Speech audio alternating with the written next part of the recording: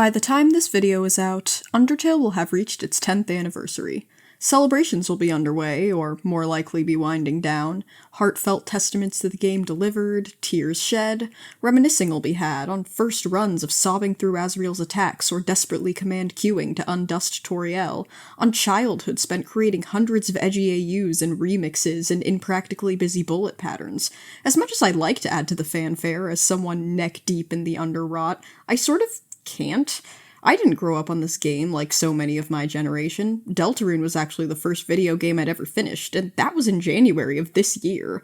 I went into Undertale delta-pilled and semi-spoiled with a preformed grudge against Sans for hijacking Stronger Than You in the eyes of my teenage self, and a slight bit of embarrassment for being a full adult who didn't know how to game and couldn't stop dying. The fucking mad dummy.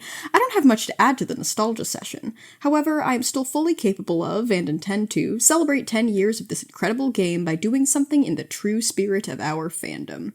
Starting arguments on the internet. So, Chara, the one and only Chara Dreemurr. Where do I even start with this little goober? If there's one thing you can say about Toby Fox as a writer, it is that he does nothing halfway. That man won't make eye contact with a concept he isn't prepared to put his entire Toby into. If there's a bit, he'll commit. And if his character is going to haunt the narrative, then they are haunting that narrative so legendarily, they'll end up haunting the meta-narrative, haunting the narrative of the fandom. Their utter mystique will spark years and years of misconceptions and mischaracterization and analysis, attempting to parse out the barest bones of their morality and intentions, with interpretations of them evolving and responding to each other up through the decade mark of the game's release. Chara is everywhere in Undertale. Chara is nowhere. They aren't mentioned for a good 80% of its runtime, yet their presence is baked into the very UI. They're long dead, yet almost no one can say they're truly gone. Chara is you, except when they're a personification of just one aspect of you, except when they definitely aren't you at all. They bear your name, yet hide a true one, or maybe nothing more than a word-long distillation of their true symbolic purpose.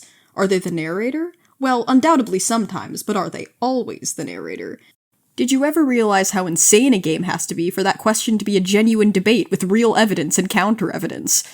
They exist on such a metatextual level, they know how to crash the very program. They really like chocolate. They knitted a pink sweater that says Mr. Dad Guy on it. They've read Kitchen by Banana Yoshimoto. Official outside material tends to skirt around any mention of them. Their calling cards are scattered throughout Deltarune. They're literally haunting the Tobyverse so hard they wind up haunting an entire separate game.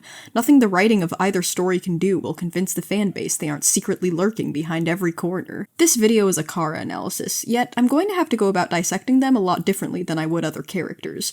For example, with my Chris and Ralse analyses, I had specific arguments about the characters I felt I could convince people of. I wanted to add to the fandom effort of trying to figure out the post-Chapter 4 era of Deltarune. But Undertale is different. The game is over, and no matter what new content drops in the 10th anniversary newsletter that hasn't come out yet at the time of me writing this part, everything that's going to be in the game is in the game. We're just never going to know a lot of the answers to the most contentious questions about Chara, and I'm writing this analysis on top of years upon years of people trying to figure those answers out with the exact same set of information that I do. But the main reason behind the less definitive tone of this video is the fact that what does Chara represent in Undertale isn't a simple question.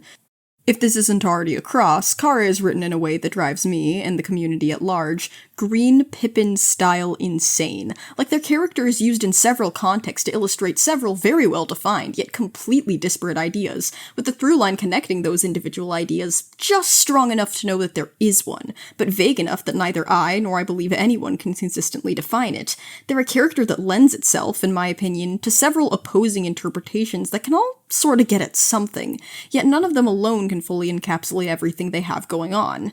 Because of this video will not be trying to prove the definitive truth about Chara. It's going to be more of an examination about why this character is so elusive, and an attempt to define the major aspects of their character that interpreting them needs to take into account. Here's how it's going to work. First, I'm going to take the most nitpicky, annoyingly litigious stock of the evidence we have to define them with as I can. The reason I do this is because Chara's story is mostly told through breadcrumbs that need to be individually interpreted in order to get a big picture. If I just gave you a summary of their story, I'd risk baking a specific interpretation into that summary and reinforcing fandom misconceptions. I do think it's worth it to just compile all of our evidence and take a look at it through the freshest eyes we can. Then I'm going to lay out what I believe are the few major interpretations you can glean from this evidence, go over what they do and don't to count for, and along the way, hopefully get across what's so fascinating and difficult to pin down about Chara.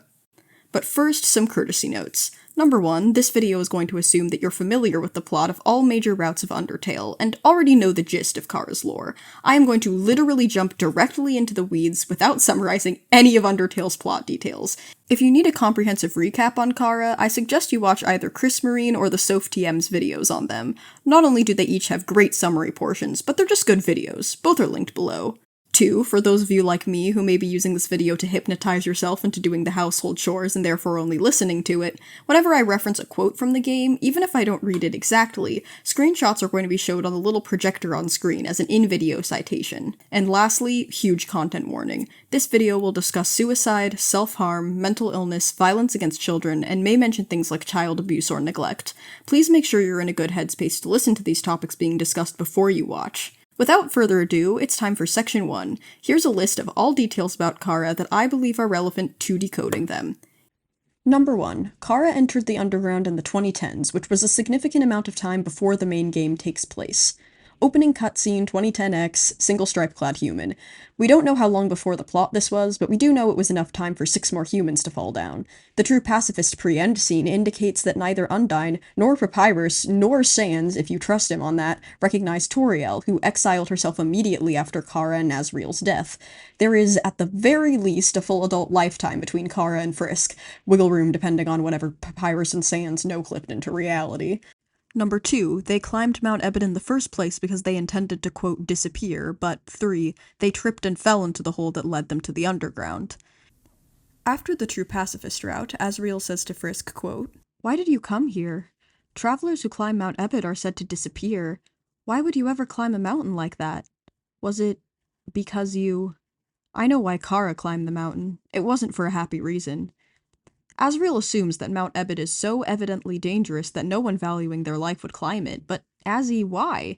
You don't know how humans view this mountain in the modern day, and your only experience with Frisk has been the last 30 minutes of gameplay they spent literally nut-eyeing their own death out of sheer willpower. You don't need to worry about their self-preservation instincts. I don't know if this is a controversial take. I see his assumption about Frisk taken as fact a lot, that they must have climbed the mountain to disappear, but from a strictly canon perspective, Asriel doesn't have any reason to be worried about their will to live besides assuming Chara's experiences are universal. Because they are his only frame of reference, this way that he talks about why someone would fall isn't exactly revealing of Frisk's character, but of Chara's, and it looks like Chara made it seem to Asriel like the only reason why anyone would ever end up at Mount Ebott is because they purposefully wanted to disappear. There's a lot that them climbing for not a happy reason could mean in isolation, but given the above and the fact that they'll eventually poison themselves, I think we can safely put Chara climbed because they wanted to disappear forever on the fact sheet. Yes, 3 in, and this is already a huge downer. Sorry.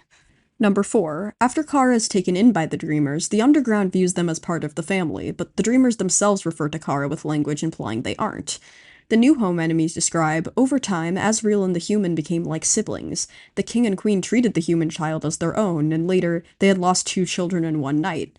However, Asriel never refers to Chara as his sibling, only his best friend. Toriel and Asgore call them someone they knew, and Asriel their son, leading to the ambiguity over whether or not Chara truly was adopted by them. In my opinion, there's a spectrum here. Regardless of labels, they were undeniably close. Number 5. Chara's presence caused monsters to become hopeful that they would be freed from the barrier. The Underground was full of hope, say the Neutral Run monsters. Additionally, Gerson explains Undertale's version of the Deltarune prophecy by saying that legend has it an angel who has seen the surface will descend from above and bring us freedom, and only lately has the Underground's vision of the angel turned from a savior to a harbinger of destruction. If this traditional belief is as old as Gerson, then Chara would fall into an Underground not only aware of the eventual power of their soul, but with the whole prophecy of a savior fitting their current description. We of course don't know how this would have affected them. It's simply worth noting, given their later actions. It introduces a bit of tension they may have felt in monster beliefs, their presence being possibly celebrated for 2 very different reasons. Is it time to get more lighthearted? Probably. Let's run through some personality details of living Chara that we can gather. Number 6, they probably genuinely liked the golden flowers of their village, and 7, they liked to draw. Interacting with the golden flower drawing on the genocide route has them calling it my drawing. Looks like they were on Chara's mind well before their use in the scheme.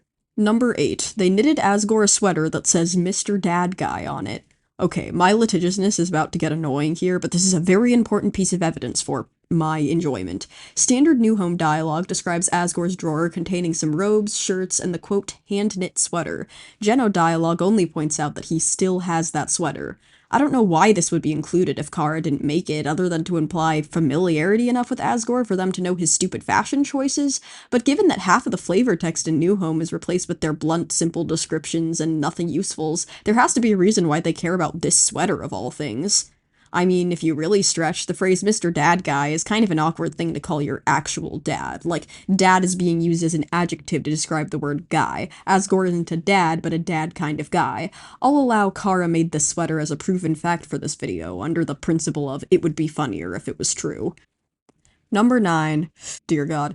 Chara looked for chocolate in Asgore's fridge. It's here. It's the line where Toby Fox commits the cardinal sin of depicting a character enjoying a food, and causing the fanbase to turn it into a defining personality trait. We don't even know it's their favorite food. Something often forgotten about this moment is that Toriel is shown to have a name-brand chocolate bar in her fridge, so this could even be read as creating the implication that Chara remembers what treats Toriel keeps around and is taken off guard by the fact that they aren't in the fridge, since they weren't alive for the Tuesday divorce, whatever, they clearly wanted the chocolate. Number 10. At some point before dying, someone, probably Azrael, was planning to give Chara a knife that is, quote, perfect for cutting plants and vines. On any playthrough, you'll find either a worn dagger or real knife in a present box lying in front of Chara's bed, in their completely untouched and preserved room. Number 11. They were planning on gifting Azrael a locket that says best friends forever. We know it's for him because it's on his side of the room. If he had wrapped it up to give to Chara and just hadn't done it yet, then by that logic, the knife on Chara's side would be for him. The player/Frisk/Chara equipping it does cause Chara to remark that it's, quote, right where it should be, which could imply the locket was theirs, yet the description on Genocide also says you can hear it beating. That's a metaphor implying there's life force inside it already from the gifter. It wouldn't be Flowey's heart metaphorically beating in there, but Chara's, hanging around Frisk's and our neck. It's right where it should be because Frisk/us are Chara's new best friend. At least that's how I interpret it. Azrael is wearing it at the end of Pacifist in his hyperdeath form, where he only could have made up all his clothes. So I think we can safely say this is from them to Azzy. Cute. Number 12. Asgore remembers Chara having a feeling of hope in their eyes that Frisk reminds him of. Young one, when I look at you, I'm reminded of the human that fell here long ago. You have the same feeling of hope in your eyes. It's a piece of dialogue you can get upon defeating Asgore in some very specific neutral runs. Asgore believes that, at least at some point, Chara was hopeful for something. Number 13. Chara used to overfill their water glasses because they believed it was more efficient. Toby Fox apparently once planned on making an Undertale-themed alarm clock app which would greet you with some pre-written character dialogue every morning. The app didn't pan out, and Toby just ended up posting the lines on the game's 5th anniversary. For understandable reasons, honestly. Imagine waking up and the first thing you open your eyes to is like Asgore venting about his boy toy dying of fantasy cancer. It contains these lines from Toriel, and since this is both out-of-game material and very juicy, I'm going to hold off on some of my deeper analysis until later, but... A long time ago, I knew someone that always filled up their glasses so the liquid was just peeking over the brim. It was the most efficient way to fill it, they said, regardless of how thirsty they were. Because of that, my son started to do it too. There were a lot of spills around the house. So this is about Chara, right?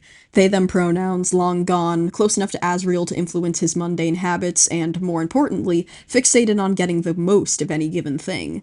As you probably remember, every time a number increases, that feeling is Chara, according to them post-death, and by extension, every time an amount of a thing gets closer to completion, that feeling was something they were always obsessed with. What I'll limit this exploration to right now is firstly that, at least in Toby's mind, Chara's completionist ghost thing is not out of complete left field from the rest of their lore. The feeling that they represent in the genocide route specifically is implied to be a feeling they themselves were prone to in life. Secondly, it lays out the real-life philosophy Ghost Chara embodies in a way completely free of gamified abstraction that helps us nail down exactly what this trait is out of meta. An obsession with efficiency in the form of getting the most of a thing, and getting the most of the thing being the most important part of doing anything. Of course, the point of filling up a glass of water is getting the most water and therefore finishing water. Chara is going to win at getting a glass of water, something that is both possible to achieve and normal to want. Number 14. Chara had a fixation with the number 9, as it is the highest single-digit numeral. For Undertale's 9th anniversary, Toby released a ton of bonus content. This included letters, another out-of-game, super revealing piece of content I'm going to have to put an asterisk next to for now. But to go over it quickly, it begins with, "My best friend's favorite number is 9. It's because there isn't a number that's higher. 9, 99, 999, 9,999. If everything gets high enough, you become invincible. Nothing can hurt you anymore. Nothing can hurt anyone anymore."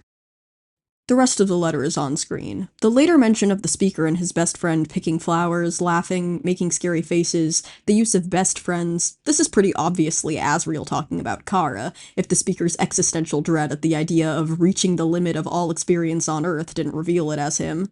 Again, I'll come back to this, but to pull out the fine-tooth comb for just long enough to finish the list, the idea they like about a highest number is not only reaching absolute completion, of maximization if you will, but the idea of things having a definitive, quantifiable limit that if reached will simply end, that the world has a finish line at which everything can just no longer go on. It implies that, number 15, they tended to see the world around them in terms of numbers and amounts starting before their death, that the number aspect of things increasing isn't just them being player-pilled, and that, number 16, they wanted to gain power in an abstract sense because they believed if they got powerful enough it would be impossible for anyone to hurt them. The sentence, "you become invincible, nothing can hurt you anymore," there's a heartbreaking undertone to that "can" part. It's not no one hurting them anymore that they want, but no one having the physical ability to do so. There's no trust in their worldview. To them, they will never be safe until no one exists who is powerful enough to harm them. And lastly, this letter makes the two of them look very young. Like, it's easy to forget Chara spent most of their time in the underground at an age where they were still telling their friends about a favorite number. Okay, I'm going to delve much deeper into the implications of this in a bit, but let's get back to in-game material. Let's cover something concrete and easily findable and 10 years old enough to be the subject of some rather infuriating fanon. Number 17. Chara and Asriel tried to make butterscotch pie for Asgore, but used buttercups instead of cups of butter, causing Asgore to get sick. When we tried to make butterscotch pie for Dad, the recipe asked for cups of butter, but we accidentally put in buttercups instead. Yeah, those flowers got him really sick. I felt so bad. We made Mom really upset. I should have laughed it off like you did. If I were ever so slightly more evil than I am, I would plug a clip compilation here of a bunch of other YouTube videos asserting with 100% confidence as fact that Chara poisoned Asgore on purpose in order to kill him, some of which have millions of views. If you were to, today, type in some variant of Undertale lore or story explained into the YouTube search bar, it's like guaranteed that the first result will be a video perpetuating this hallucination. But people just made this up. Asriel says here that he and Chara accidentally used buttercups instead of cups of butter. Nothing in his phrasing implies that Chara had more input on this outcome than he did. If Toby wanted us to come to that conclusion, it would have been very easy for him to write, I don't know, "The recipe asked for cups of butter, but you told me it would be fine if we used buttercups instead." If that happened, he would tell us. Enough shadowboxing. Back to the True Lab. Number 18. Chara laughed off Asgore getting sick and Toriel getting upset because of this. There's a lot of ways to read this. The classic villainous cackling, the counter-argument that this could be nervous laughter, and the fact that a lot of Undertale characters laugh in moments of distress. It's one of Toby Fox's things. Neither idea is out of nowhere, but I'm going to get in the weeds again. Asriel doesn't say they laughed at Asgore's illness, they laughed it off. This is a cliche meaning dismissing something potentially serious by treating it as a joke, trying to disregard it. This is Asriel's way of saying that Chara way underreacted. They didn't seem to take it seriously, especially since he's using this moment to tear himself down for being emotional.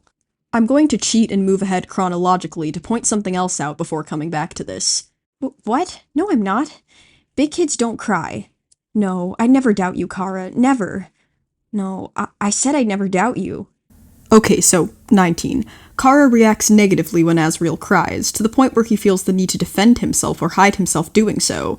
That "big kids don't cry" line is strongly implied to be something Chara has told him, that has affected him so strongly that he's still calling himself a crybaby in the current day.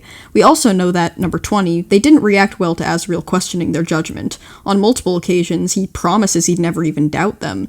They are very clearly trying to play the leader here, to appear in complete control.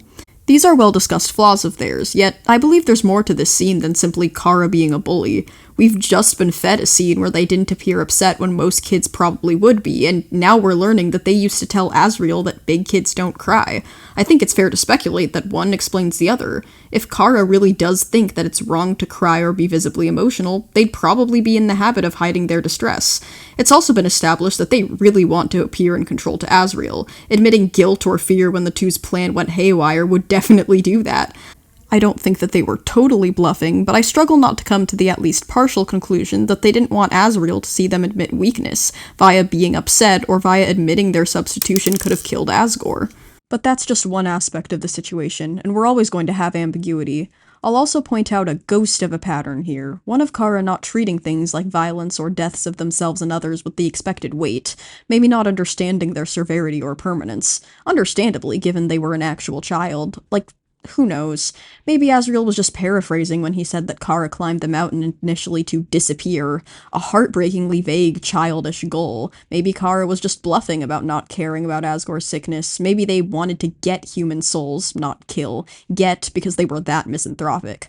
But it all seems very consistent for a kid for whom full awareness of the severity of these things hasn't hit yet, just by virtue of them being so young. This is relevant given their later association with the genocide route. So there's two maybes for our list. Chara almost certainly did not like appearing weak in front of people, and plausibly was undersensitized to violence.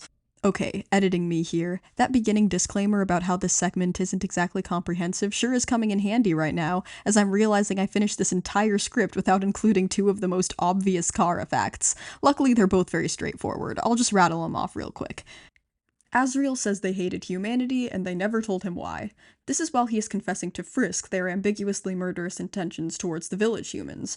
The only things I want to point out here are that he is very blunt about the fact that they hated humanity specifically, and that they had violent intentions towards, again, humanity specifically. He's very clear about this. This straightforwardly defines some of their motivations. Chara wasn't just callous towards the lives of humans when they made their plan. They weren't simply power hungry. They had a directed desire to hurt them. Asriel saying they never told him why shows this wasn't simply because the humans trapped the monsters, or because Chara was generally a hateful person. He believes that Chara has a specific justification for their hatred that they haven't told him. We don't know this reason either, but I think we do know one of the probably many reasons why Chara didn't tell him their justification. We've established they do not like to be perceived as weak. I think we can agree that whatever would make a child hate humanity that much would probably be something done to them. And second, he admits that they weren't the greatest person, while Frisk is the friend he wishes he always had. Azzy, you barely know Frisk. This isn't healthy. There's gonna be a running theme of trying to pick Chara's characterization out of Flowsriel's complexes. He has this clear pattern, as both Flowey and Asriel, of idealizing and having absolute faith in whoever he likes at the moment, and heel-turning whenever they piss him off. It's a fascinating aspect of his character I wish I could go more in depth on here. But to his comment, it seems he is recognizing some real, serious flaws with this person he's formerly seen as infallible. I think we can agree with Asriel and say they probably weren't the greatest ever, but they were also like 12. Asriel's assessments of their morality aren't the end-all be-all of any of these discussions. Chara wouldn't have any way of knowing they would be conscious in any meaningful sense after they died and Asriel absorbed their soul. Both Flowey and Asgore's entire plans in the current day revolve around an absorbed soul being an inanimate, will-less free battery. None of the available expositions in Waterfall or the history books or anything talk about an absorbed soul like a friend inside you or cite it as a potential drawback. There's also Flowey's Geno route speech, where he says to Chara that he decided to follow in their footsteps and erase himself from existence while looping.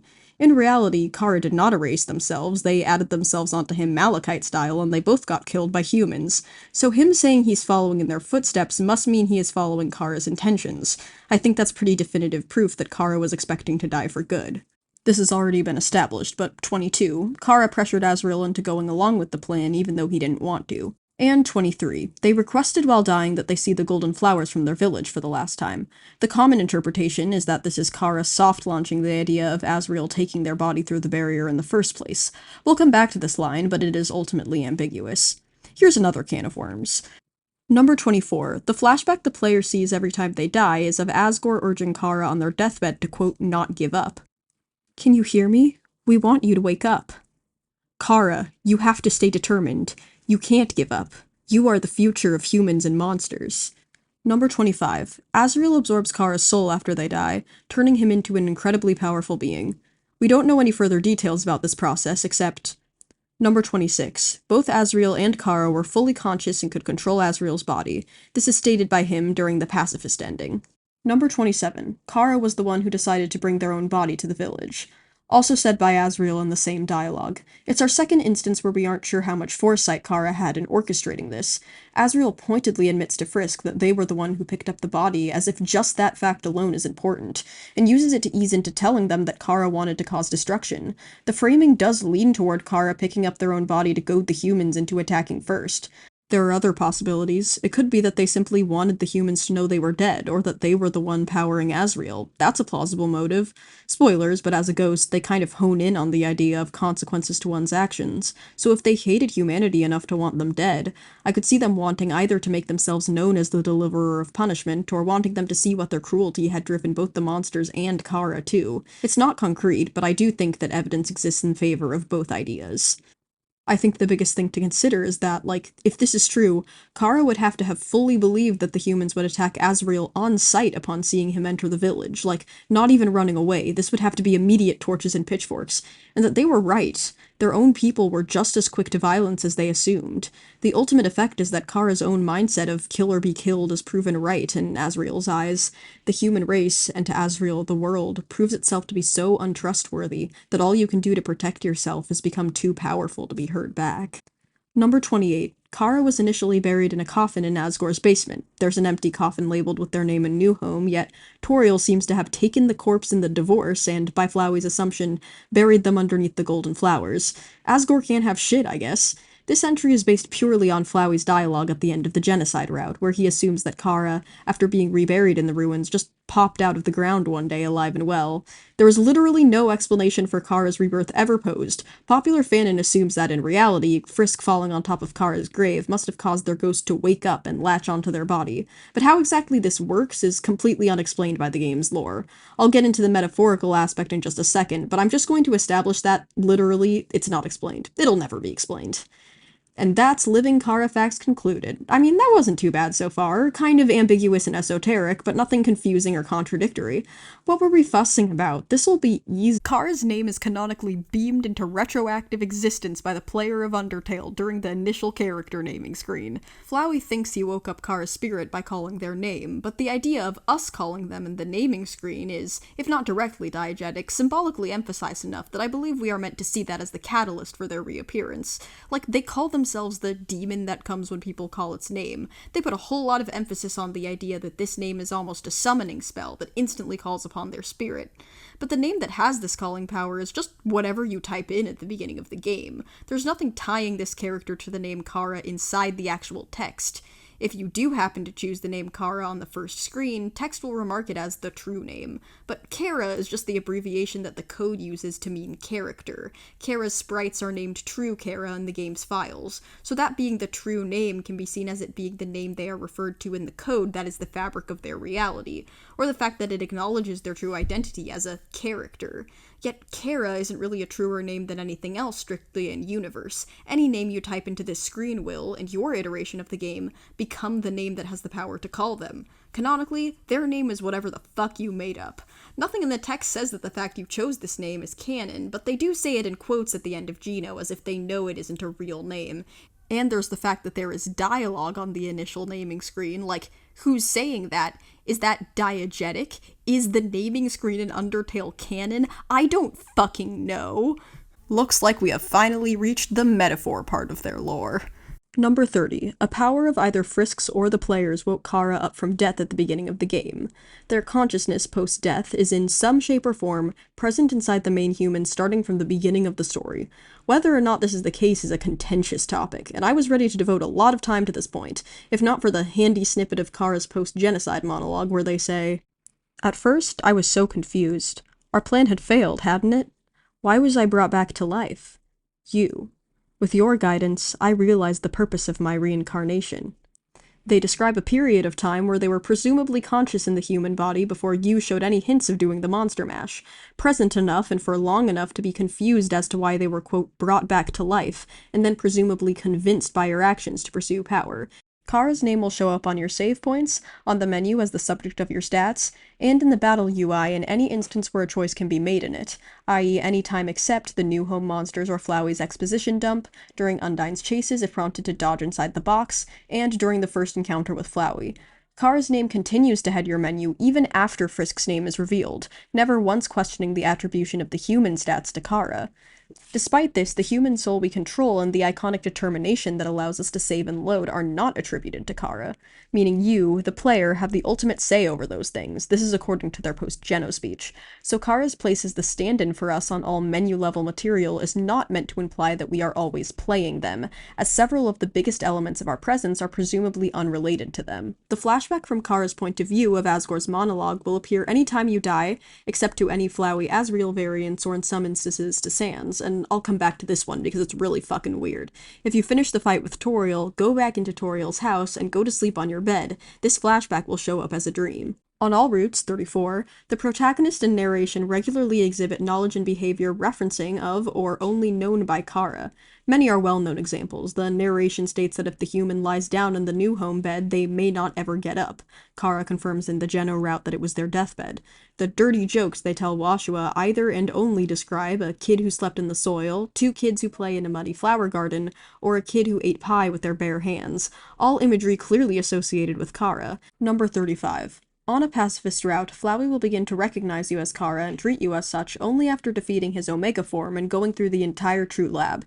You could argue that he came to this conclusion after fighting the human and seeing their save file with Chara's name on it. Overall, Flowey and Asriel don't show much consistency about when they do and don't recognize you as Chara. It's a very whenever I don't want to be mad at you kind of thing.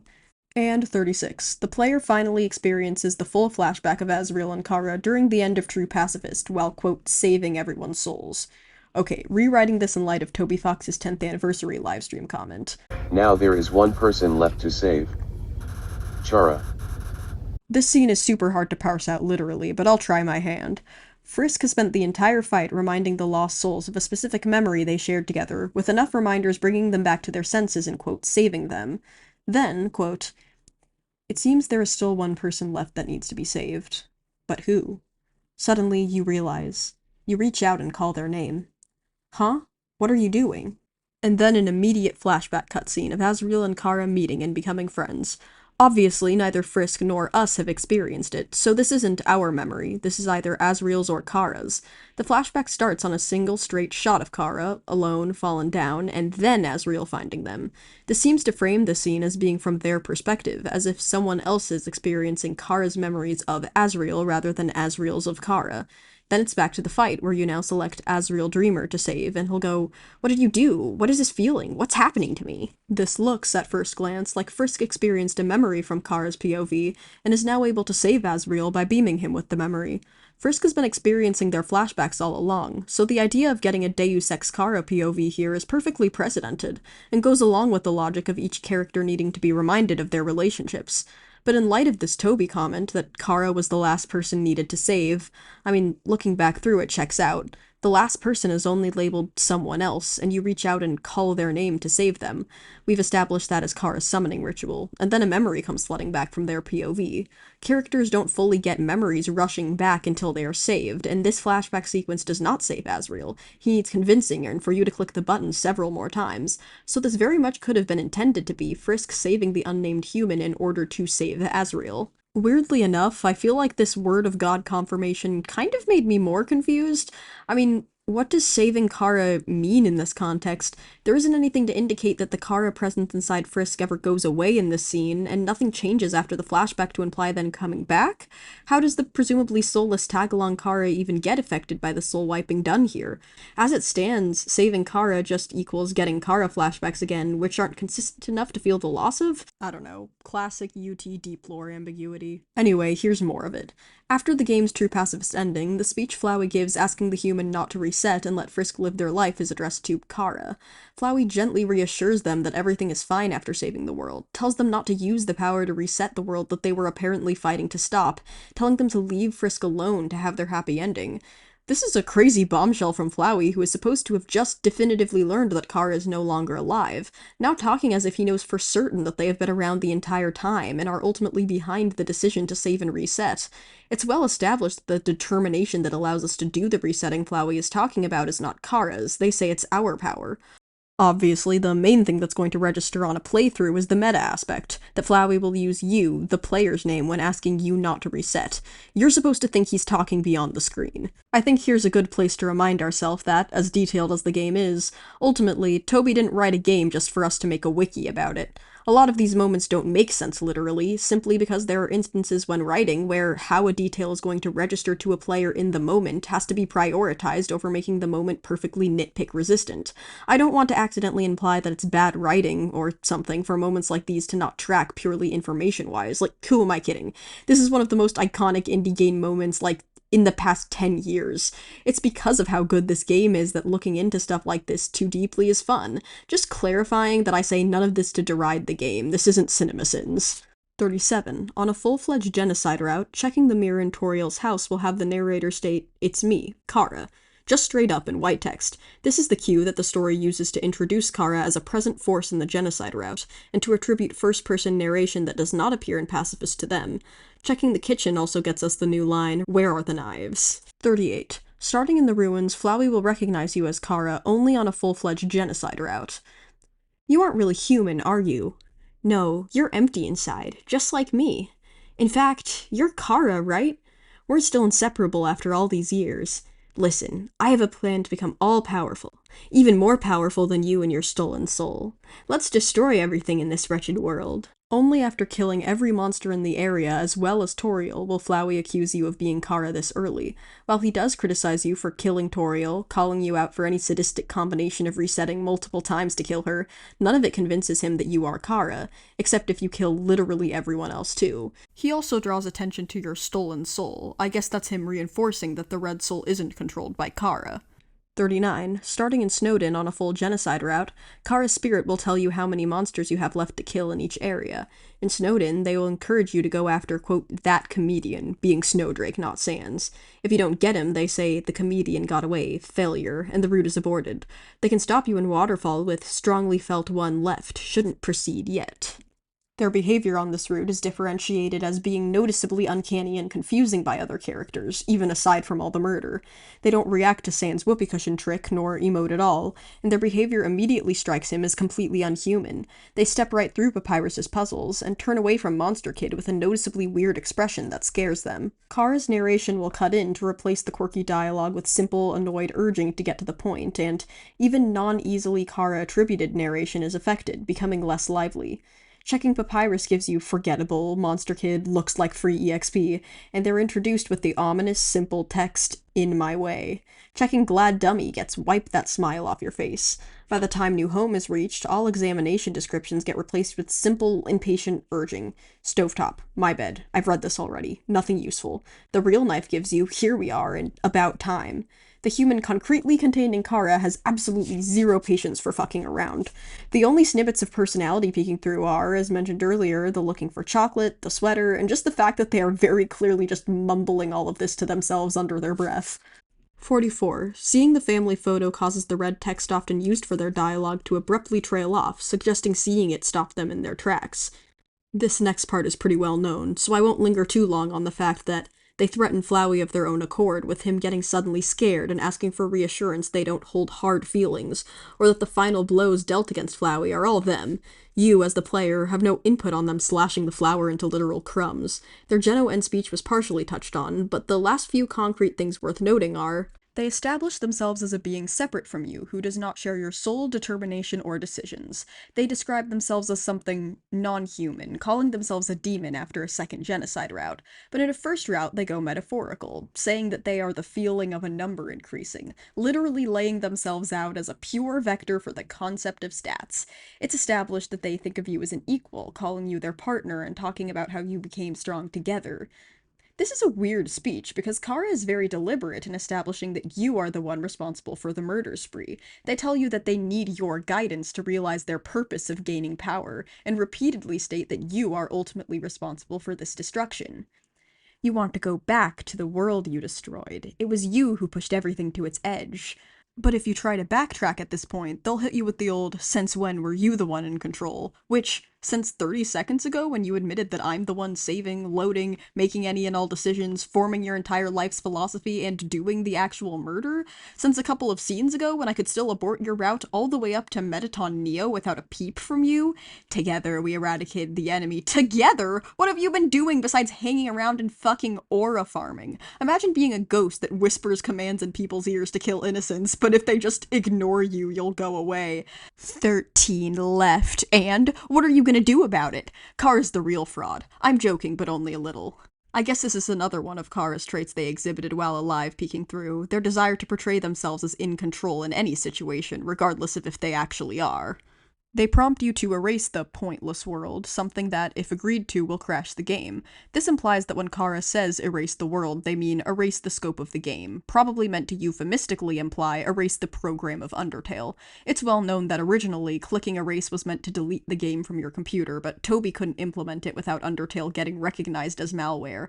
As it stands, the game crashing in the black void ultimately evokes, to most people, the feeling that by hitting erase, you've broken the game somehow. What on earth is physically happening isn't called into question, because it's meant to be understood that the world here just means the program. Overall, it's established that Chara doesn't do this route out of their own enjoyment. They're so detached they can't even imagine the idea of liking it. The reason they go along with it is straightforwardly established to be functional. They want to wipe out everything definitively. They want to reach the absolute, bring everything to its completion, and then destroy it. And if you don't want to do that, they get very confused. They genuinely can't understand or empathize with any other motivation you'd have for murdering everyone, and this is important, they get quite moralistic about this.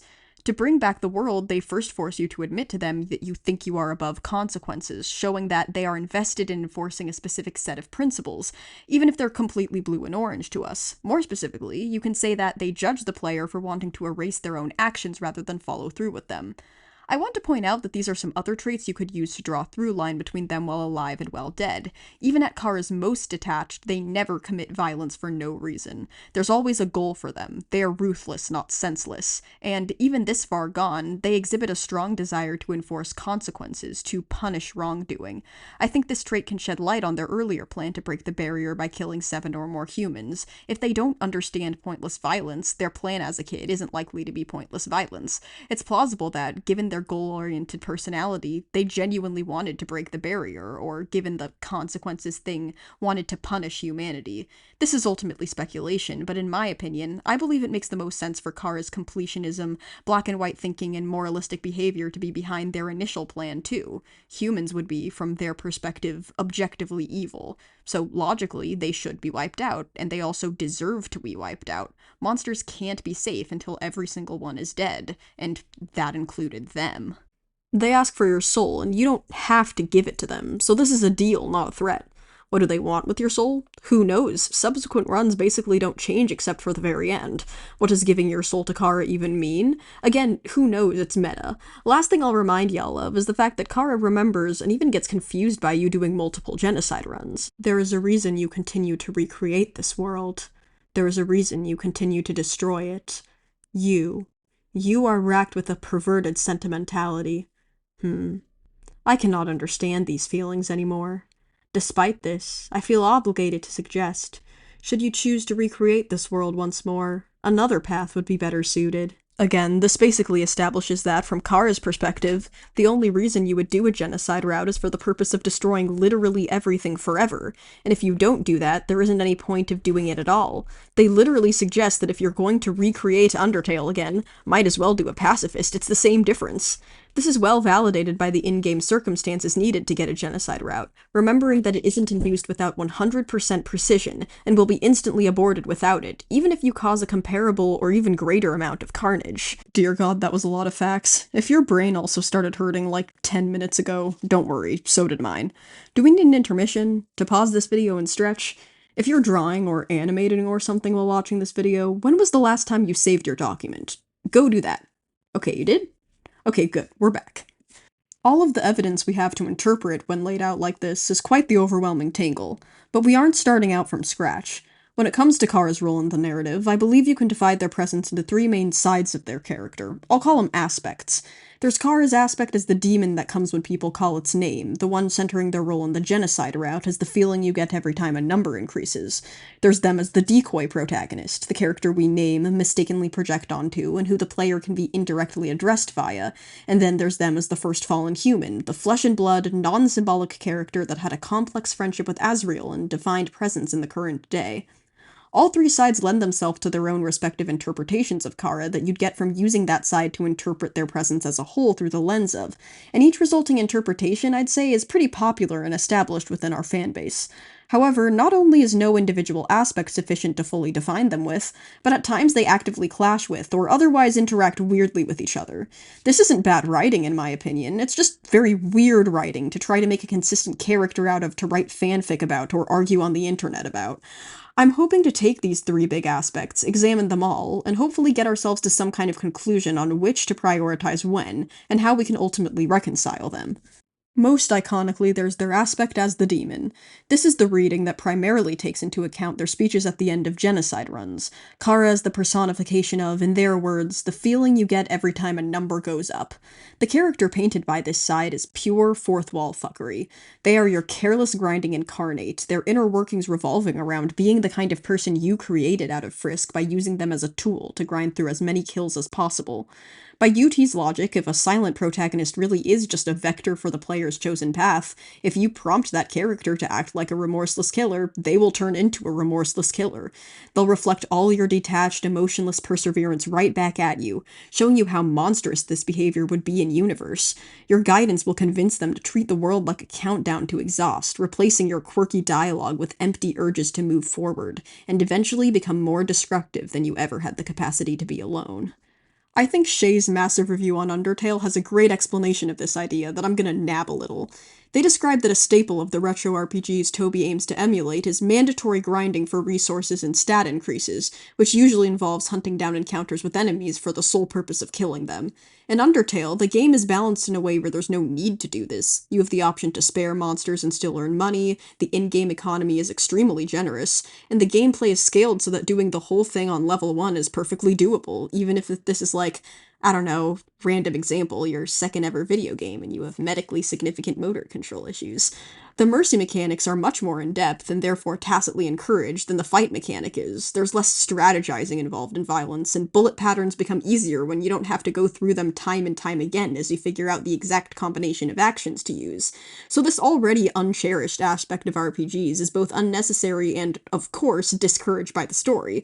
Like, purge the years of pop culture osmosis of the game having three main routes from your head. Pretend you're consuming it blindly, the way 2014 Toby assumed you would. Why would you grind for kill count in Undertale? What would be the point of that? Flowey assumes you would do so to exhaust all possibilities, what new dialogue would X say if you killed Y, exercising a kind of sadistic infatuation with this world by seeing all the ways you could make it suffer. But that behavior on its own is not what triggers the genocide route and therefore summons Chara. The game will notice you doing all kinds of deplorable bullshit and will call you out for it, but not by summoning them unless in the specific instance of reaching kill counts in Geno. You can, for example, spare Toriel, reset your game, and then go back and kill her, or reset specifically to kill her multiple times, and Flowey will notice and call you a sicko, yet not a peep from Chara, nor does Flowey recognize you as them. You can abort a genocide route at any time you want and leave whoever you want all alone, and Chara won't care. You can even get an almost genocide equivalent LV and EXP without a peep from them if you aren't making an active effort to clear out areas. Even pure murder doesn't summon them. Chara has nothing to do with this motive because really it's a whole different one at play that causes someone to, in this game's eyes, do the genocide route.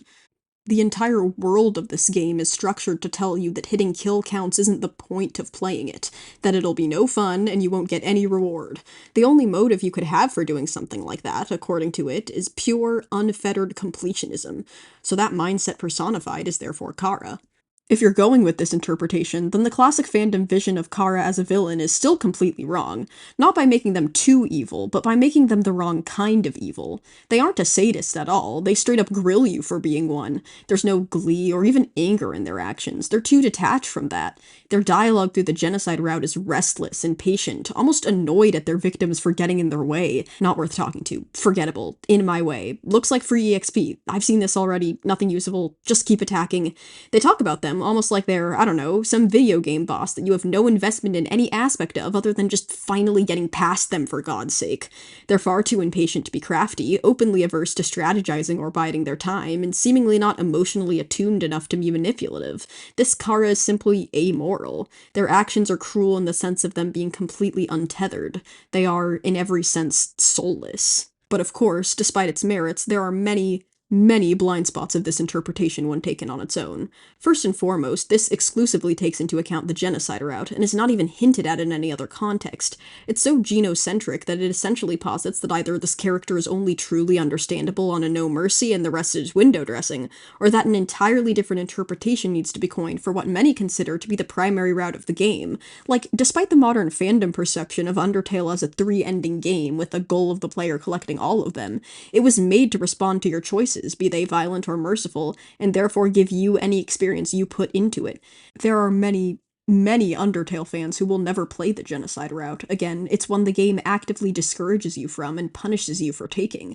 So for a large portion of the fan base, this version of Chara is going to actively clash with their experiences of the source material. Like, my Chara isn't a grinding demon because I've never grinded in my life. It's not just that this side of them doesn't show up in pacifist or neutral, it's that it actively doesn't track to the version of them shown in these routes. It is possible for a character to represent something different in different contexts. For example, Flowey's role as the player parallel, demonstrating the effects of replaying a game for so long you lose all immersion in it, is only shown off in Geno, but this is an aspect of him that nestles in perfectly with the rest of his actions. Him having gone through this world soulless for so long he's lost the ability to care about anyone or anything, only reinforces his attachment to, quote, Chara as the one thing untainted by his looping, the one he's willing to destroy the world with grief for. You can go on with this. For Chara, none of the instances where they are invoked on a merciful run track back to the demon aspect. They can't have been a ruthless power seeker while alive. If they were, they probably would have nabbed the soul of one of the boss monsters they were adopted by to get a power-up and cross the barrier. It would have been so easy. They are the hydrogen bomb amidst the coughing babies of the underground, and they don't even try to kill anyone but themselves. Their soul absorption plan is so inefficient and convoluted, it can't be interpreted as anything other than a semi-subconscious excuse to get revenge, die, or both. We've established that Demon Chara isn't a manipulator or a sadist. They represent a very specific motivation that living Chara does not exhibit. Nothing they do in life is evil in the way that the demon was evil. End of sentence. And there's no explanation, no years of time looping or anything for how they got from poisoning themselves painfully to free monster kind to callously slaughtering them without a care in the world. They need an entirely separate, uncompletion-related motivation for this, meaning that that aspect of their character is completely obsolete in examining, for example, their relationship with Azrael that literally defines Pacifist's final fight. Azrael's grief for Chara revolves around the fact that they are a person, a fully fledged, complicated, non-metaphorical human being with flaws and complexities that he'll never really understand. Azrael struggling for closure on processing the death of this complex person is such a primary aspect of his character that Chara as pure metaphor completely fails to consider. And it creates this clash in their writing because Chara as a narrative haunter benefits from being this vague presence, someone whose motivations can't be fully understood, yet they were clearly there. Chara as a demon straight up tells you their motivations. Their motivations are the primary purpose of their presence, so it prompts people to simply slide their stated motivations as a demon down to their actions in life, even when those two would logically be completely different. Okay, I've been hopping around this aspect, but here's the part in the video where I'm going to be a total buzzkill. Make a real 2015 Tumblr statement. We've established that Demon Chara exists on a metaphorical level that doesn't always track literally, but also, the aspects of them as a demon that could be interpreted literally are very, very uncomfortable to think about. because one of the most obvious disgust-to-death themes in Undertale is forgiveness. Every character in the game is set up to be empathized with, their faults addressed, and ultimately given closure and a happy ending. Even Flowey deserves to be spared. If you view Chara as anything more than a completely inhuman force of allegory, they wind up as the only Undertale character who cannot be redeemed. And I feel like a lot of fans don't want to believe that the only unfixable character in Undertale is a child so psychologically damaged they attempted to take their own life. This story relies on having a cushy internal morality, where killing a child, killing several children, using your time powers to kill everyone you know over and over again because you're bored, owning a mega corporation and abusing your customer service workers, not telling your patients' families that you've accidentally melted grandpa into an amorphous blob of half-dead corpses, and trying to end the entire fucking world on multiple occasions are ultimately something you can bounce back from. When you're playing the actual game, this weirdness makes perfect sense, because Chara on the Jenner route registers as more of a fourth wall break than a literal character. But if you're making fan content where the fourth wall break doesn't transfer and Chara is just a straightforward villain, you have to create a world where, I don't know, Undyne is less evil for killing Frisk on any given playthrough than Chara is for killing Undyne, especially when they straight up tell you that the player was the one who was doing all the work. It's that the concept of a child committing suicide painfully in order to manipulate the people around them into granting them unlimited power, where the Dreemers and Asriel are wrong for taking care of them, where their childish faults are portrayed as something so deeply irredeemable they can never be changed, is so fucked that I'd never accuse Toby Fox of writing it. I read a lot of meta of Chara for research for this video, and some of those 2015 era evil Chara takes are just sickening to read if you're attuned to the real world implications. That's a baby. So what's next? We have Chara's aspect as the decoy protagonist, or maybe Frisk as the decoy. I already chose that name, so I'm sticking with it. This is the interpretation you get when you center the other trick their characters use to execute. The fact that they, not Frisk, are the one who you name at the beginning of the game. They're the one owning all your stats, the one addressed in the death screen, and therefore their name is the one you are trained to view as yourself, the player. This can be obviously subverted when it's revealed that the player character is in fact Frisk, who is a separate entity from us, and Chara is long dead. This is more than a bait-and-switch. The game can now use the Chara name in order to refer to the player separately from Frisk and have it be internally justified. For example, that famous speech where Flowey asks you not to reset after a true pacifist file is addressed to Chara, and it's pretty much universally agreed to be referring to the player in that instance. Again, Flowey's supposed to know Chara is dead right now, and Chara can't save or load by themselves, so this can't literally be Flowey talking to Chara the character. This weirdens the hell out of the story, because it implies that a player is, at this point in the game, still supposed to see Chara's name and think of it as their name, and therefore think Flowey is talking to them, or else this moment won't work. This is after learning that Chara is long dead, after the true labs, after Chara wasn't the greatest person, and you're apparently still expected to project onto this name. It begs the question of when you are expected to stop identifying with Chara. Are they always meant to be some degree of a representation of the player? This is the least conventional line of reasoning to go on, but it's worth exploring. Again, Chara is seen as the holder of your stats and menus, they're the one attributed in battle, and their presence undeniably lines up with your presence a lot of the time. They are also an ambiguously defined, non-Frisk entity who can influence their actions but isn't actually there, who just happens to be named me. There's an argument to be made that Chara's presence is, metaphorically, supposed to be a stand-in for your presence all the time. I mean, for starters, this'll seem like a tangent, but just go with me here. What is supposed to be our protagonist's actual motivation on a pacifist route? Everyone assumes it's Frisk trying to break the barrier and go home, but they are perfectly happy doing stuff that jeopardize that, and may even decide, or let you decide, to stay with Toriel forever at the end of the game. Determination is supposed to be our superpower, but it's always been kind of unclear where that determination is coming from. Our death screen may give us a clue on what's supposed to be motivating us so much we reappear back at our save point, but that's Chara's memory of being the future of humans and monsters. Frisk doesn't know the context for this memory, so it's Chara's motivations that drive our actions as the player, not Frisk's. Our actions fall in line with what Chara wants, which is separate from what Frisk wants under this interpretation. You could easily see this vaguely defined, sort of their presence that Chara is in the neutral pacifist routes, urging Frisk onward with their motivations, sharing their memories, and influencing the broad strokes of their actions as the presence we play when we inhabit Frisk. There's an argument to be made that we always play Chara. I think where this shines the strongest is in the fight against Asriel, where this creates a scenario where, after you play to bring the world to the best ending possible, Asriel, who sees this all as a game too, begs you not to finish it yet. Please, just keep playing with him. Don't leave this game. And he's calling you by your name, literally telling you, the player, that he doesn't want you to leave the Underground. And no matter how much you love Undertale, you'll have to go eventually. So you, representing the character who's long dead, assure Asriel that it's okay that you're not here forever. He'll be fine without you. The world will be okay without you. And the point, therefore, of Chara differentiating themselves in genocide would be to play into that thing Undertale has going on, where it rewards the player for going along with the story with more immersion, and if the player detaches themselves, it follows by getting meta.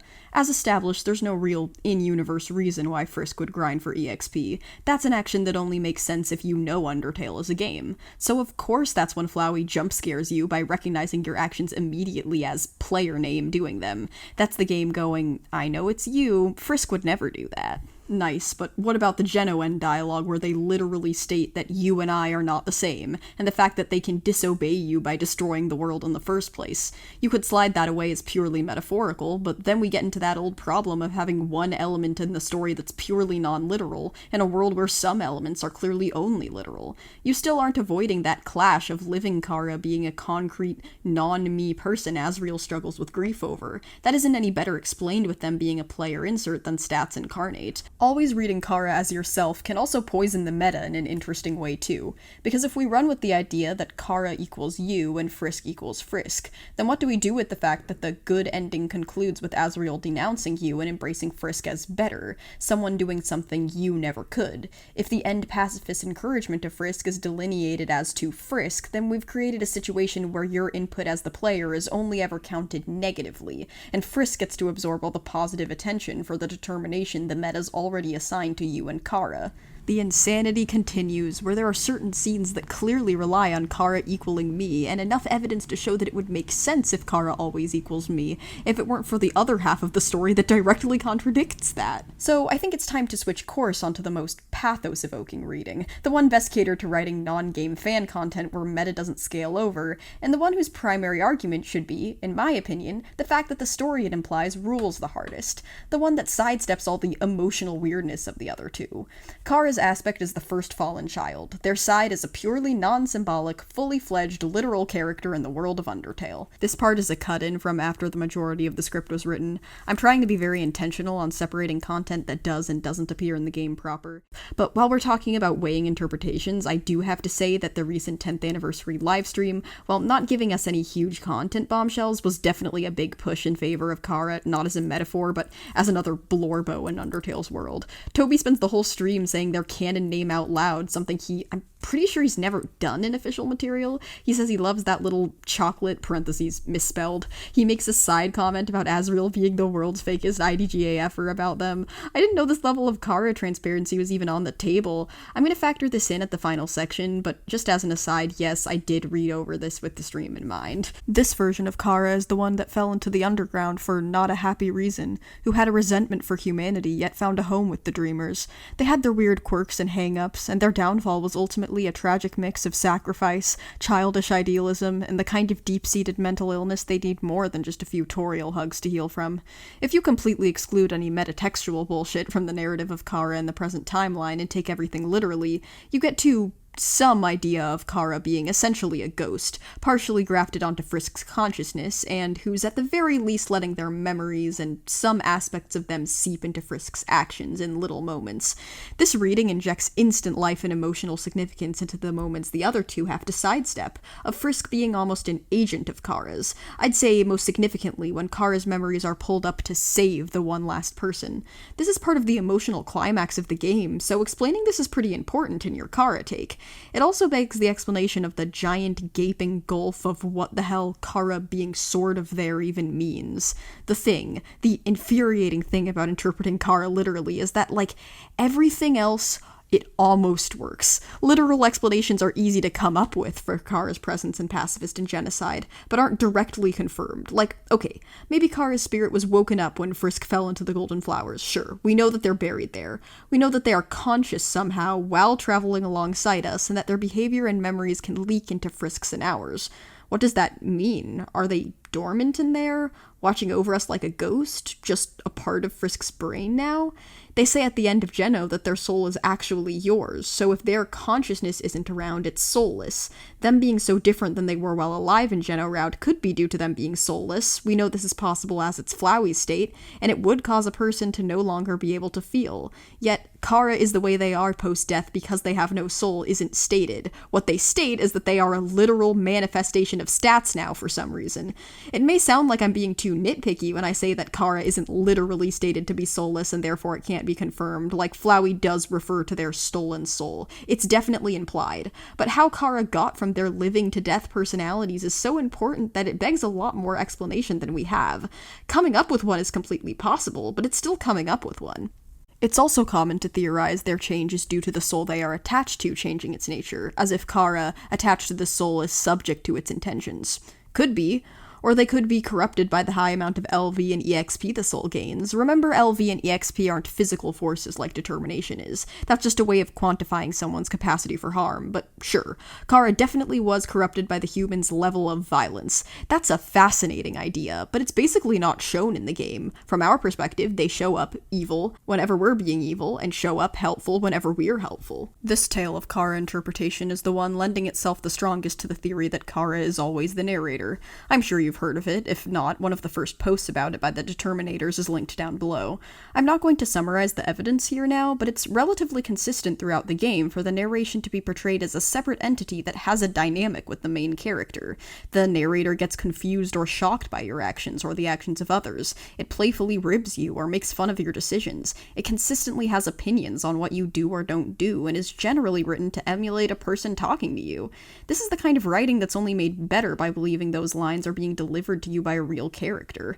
I guess you could also apply the world's most infuriating Occam's razor and say that if the narration that's been in second person the entire game is suddenly switches to first, that probably indicates that it's the same person switching to talking about themselves. That, plus their ambiguous, undefined canon memory donations and their genocide route insinuation that they've been present since before the start of any given route, basically slots the narrator role into a perfectly Chara-shaped void of explanation. Again, this isn't a Nereans video, and I rattled off some of the clearest evidence earlier, but even the evidence that isn't directly conclusive still works in the way where it kind of begs for some juicy explanation that this theory provides. The narrator laughs under stress and is surprised Frisk doesn't either. Now, who does that sound like? The one time the narrator chooses a page from a book rather than Frisk, it's a page about horrible things that humans have done. They think the objectively correct choice of beverage is golden flower tea, which happens to be Asgore's favorite kind.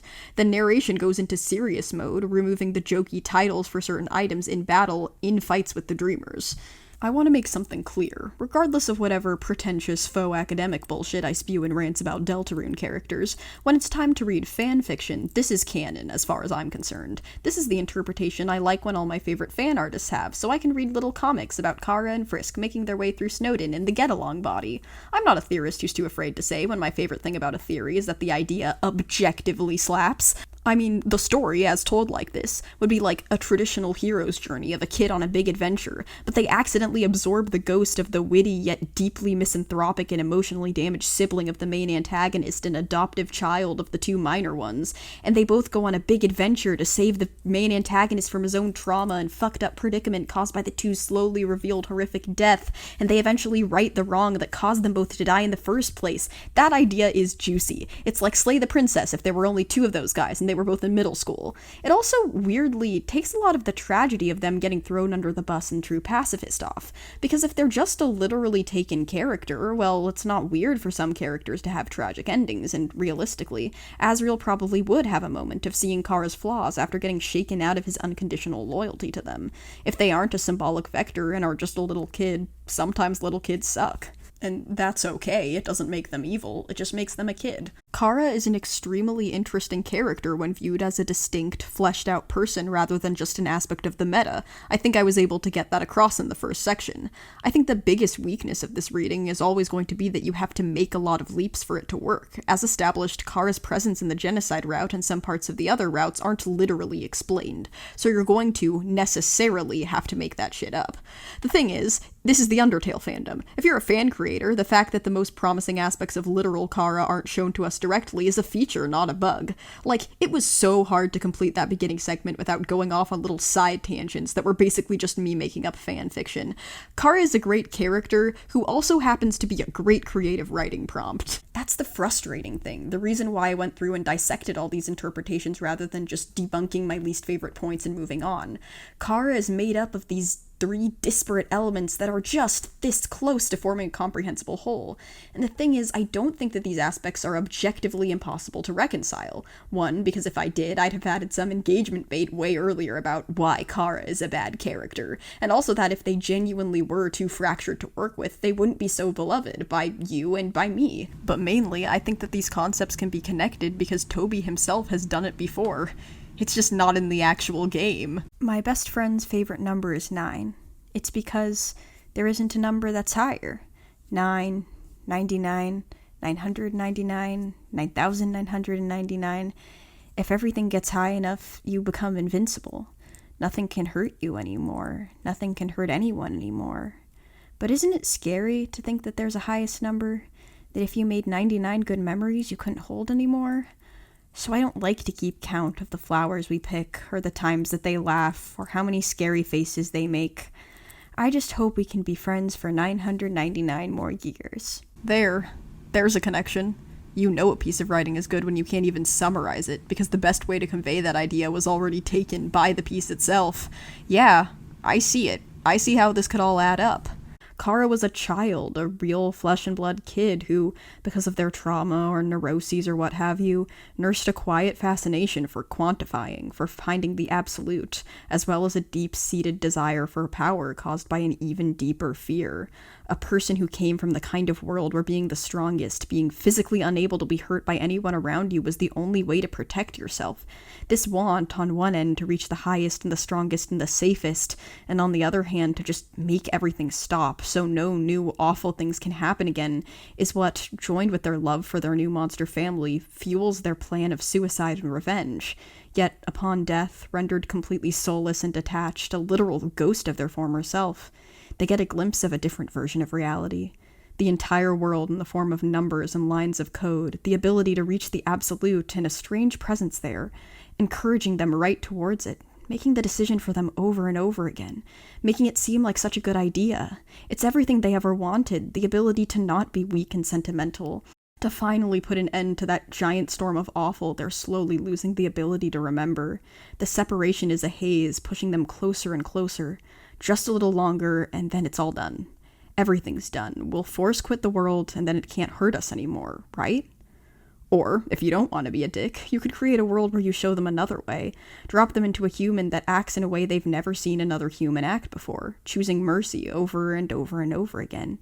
Getting a second chance to get through to Azrael by way of their human conduit, using their memories to guide them, seeping into their actions, and finally reassuring him that it's okay to let go. And then they all go up to the surface and live happily, and Frisk goes back to the underground with Chara tagging along as their little ghost headmate, and takes Flowey home in a flower pot to live on their windowsill, and they all live in domestic bliss with the rest of the Undertale cast getting into goofy hijinks and being an adorable sibling trio. Sorry, I got carried away. What? What were you talking about? Like, this is a great little nugget of cohesion. It connects their Geno route motivations to their living ones. It cuts through the level of meta that the genocide route exists in by making a character with their own in-universe reason to have the same motivations that you do of total erasure. It's just not in the game. I don't believe for a second Toby Fox simply couldn't find a way to work it in. He's a good writer. In all honesty, if you'll allow me to completely speculate and drop the objective as possible shtick, I think this dissonance is something he's noticed and tried to correct in retrospect. It really feels like the more recent we get with Chara content, the more Toby talks about them like a complicated human being rather than a collection of a few fleeting symbols. Hell, we just got a good several hours of stream with Toby constantly talking about the choice of the name Chara as if it refers to the character Chara. Toby ends the stream with an absolutely beautiful message, encouraging fan creativity, inviting us to use his game as a stepping stone to our own creations. As much as we like to rag on our own fan base for treating canon as a creative writing prompt rather than fact, I think ultimately the things this game leaves up to interpretation lead to a lot of amazing creativity among the fandom. Chara, like all UT characters, is built to have a very specific function in the game, and because of the nature of those functions, it makes them a hard character to do things like translate into other mediums and theorize about without making some leaps. At the end of the day, I hope this ungodly long, inconclusive ramble can convey why that's the case, and hopefully be used to help any of you guys solidify your own theories or headcanons. God knows I have my own out there ideas of what Chara is like as Frisk's ghost buddy. That's not strictly canon compliant, but it's the kind of thing you can do when you have a game that's so rich with meaning that you can just grab a concept and go with it in your own work. So yeah, Chara's weird. We'll never know anything about Undertale. This game makes everyone who touches it go crazy. Chara's never done anything wrong ever. What? Who said that? Thank you so much for sitting through this one. Please like and subscribe for more media analysis and to pay for my therapy after watching that heartbreaking stream. God, talk about long. It's crazy that there's this much to say about a character with like 10 minutes of concrete screen time. Toby Fox, you are incredible. And it's your fault we're like this.